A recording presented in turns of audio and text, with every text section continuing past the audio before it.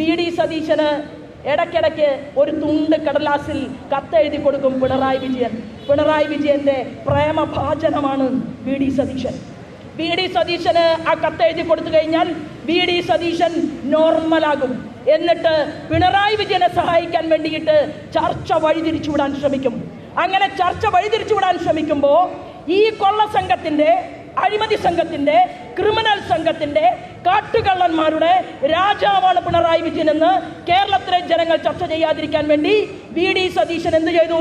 തൃശ്ശൂരിലെ പൂരം കലക്കിയതിനെ കുറിച്ചുള്ള കഥ അത് ഞാൻ തൽക്കാലം ആരോട് പറയാം? കേരളത്തിലെ ജനങ്ങളോട് പറയാം. അതിനിടയിൽ വലിയ അധോലോക സംഘത്തിന്റെ നേതാക്കന്മാരെ കൊണ്ട് ഒരു ചർച്ച നടത്തിച്ച് എങ്ങനെയെങ്കിലും രക്ഷപ്പെടാൻ നോക്കിക്കോ എന്നാണ് ഈ വി.ഡി. സതീശൻ മുഖ്യമന്ത്രി പിണറായി വിജയനോട് പറഞ്ഞിട്ടുണ്ടാവുക എന്നാണ് കേരളത്തിലെ ജനങ്ങൾ ഇപ്പോൾ ചർച്ച ചെയ്യുന്നത്. അങ്ങനെ മുഖ്യമന്ത്രിയെ രക്ഷിക്കാൻ വേണ്ടി പൂരം കലക്കിയ കഥ പറഞ്ഞു. എന്നിട്ടോ അതിന് നേതൃത്വം കൊടുത്തത് ADGP ആണെന്ന് പറഞ്ഞു. എന്തിനാണ് മിസ്റ്റർ വി.ഡി. സതീശൻ? പൂരം കലക്കണമോ അതോ പൂരം പൊടി പിണറായി വിജയന്റെ വായിൽ വെച്ചു കൊടുക്കണമോ?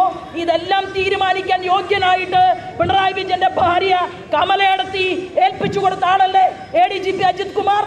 ആ അജിത് കുമാർ പൂരം കലക്കലിന് നേതൃത്വം കൊടുത്തു എന്ന് പറഞ്ഞ് 3 തരം അന്വേഷണം പ്രഖ്യാപിച്ചപ്പോ മയക്കുമരുന്ന് ലോബിയെ കുറിച്ച് അന്വേഷിക്കാൻ അന്വേഷണമുണ്ടോ? ഇവിടത്തെ ഭീകരവാദ മാഫിയ സംഘത്തെക്കുറിച്ച് അന്വേഷണം നടത്താൻ അതിനിവിടെ നിങ്ങൾ പ്രത്യേകമായിട്ട് ഒരു ജുഡീഷ്യൽ എൻക്വയറി നടത്തിയോ? സിറ്റിംഗ് ജഡ്ജിയുടെ നേതൃത്വത്തിൽ ഒരു അന്വേഷണത്തിന് ഉത്തരവിട്ടോ? ഒന്നും ഉണ്ടായിട്ടില്ല. ഇന്ന് ഞാനും നിങ്ങളും കേരളത്തിൽ കാണുന്നത്, എൻ്റെ പാവപ്പെട്ട യുവമോർച്ചയുടെ പ്രവർത്തകന്മാരോട് എനിക്ക് വേദനയുണ്ട്. എന്താണ്?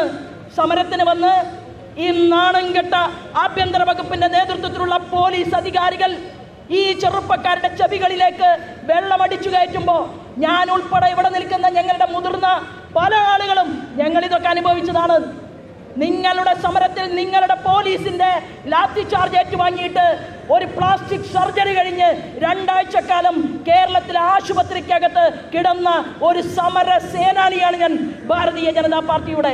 ഇവിടുത്തെ പോലീസ് അധികാരികൾ വയറിൽ ചവിട്ടിക്കൂട്ടിയിട്ടാണ് എനിക്ക് ഈ ചെറിയ വയസ്സിനുള്ളിൽ 50 വയസ്സ് ഒരു മഹാവയസ്സാണ് എന്ന് മിസ്റ്റർ പിണറായി വിജയൻ ഞാൻ കരുതുന്നില്ല. പക്ഷെ നിങ്ങളുടെ പോലീസുകാരുടെ ക്രൂരമായിട്ടുള്ള ലാത്തി ചാർജ് ഏറ്റുവാങ്ങിക്കൊണ്ട് എനിക്ക് ആശുപത്രിയിൽ ഒരു സർജറി വയറിനകത്ത് നടത്തേണ്ടി വന്നു എന്ന് പറഞ്ഞാൽ അതിവിടത്തെ പോലീസ് അധികാരികളുടെ കൈക്കരുത്തുകൊണ്ടാണ്. എന്നാൽ ഞാൻ ഇന്ന് ഇവിടെ ഈ വെള്ളം ചീറ്റിക്കൊണ്ടിരിക്കുന്ന ചെറുപ്പക്കാരുടെ ചെവിയിലേക്ക് വെള്ളം ചീറ്റുമ്പോൾ ഞാൻ ആലോചിച്ചത്, ഈ കുരുത്തം കെട്ടവര്, പണ്ട് കാരണന്മാര് പറയും, ഈ കുരുത്തം കെട്ട ചില അഴിമതിക്കാരെയും ക്രിമിനൽ സംഘക്കാരും അങ്ങനെയുള്ളവരുടെ ഒരു വലിയ ഗൂഢാലോചക സംഘം കേരളത്തിന്റെ ഭരണകൂടത്തിന് നേതൃത്വം കൊടുക്കുമ്പോൾ അവന്മാരുടെയൊക്കെ കയ്യിൽ നിന്ന് ഈ കേരളത്തെ രക്ഷിക്കാൻ വേണ്ടി എൻ്റെ യുവമോർച്ചയുടെ ചെറുപ്പക്കാര് അവരുടെ ചെവി പൊട്ടിക്കുന്നുണ്ടല്ലോ എന്ന ദുഃഖവുമായിട്ടാണ് ഞാൻ ഈ കലക്ടറേറ്റിന്റെ മുന്നിൽ നിന്നത്.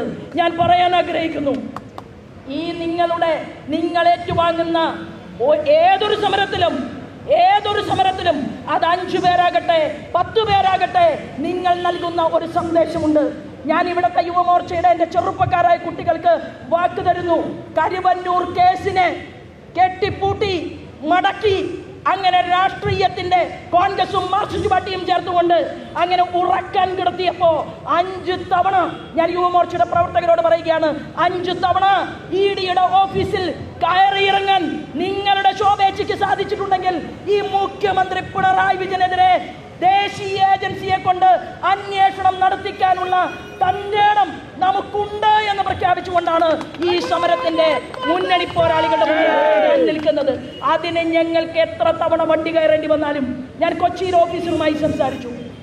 അപ്പോ കൊച്ചിയിൽ ഓഫീസർ പറയുകയാണ്, 16 വർഷമായിട്ട് ഒരാൾ പോലും NIA യുടെ ഓഫീസിനകത്തേക്ക് രാഷ്ട്രീയ നേതാക്കന്മാര് വരാറില്ല.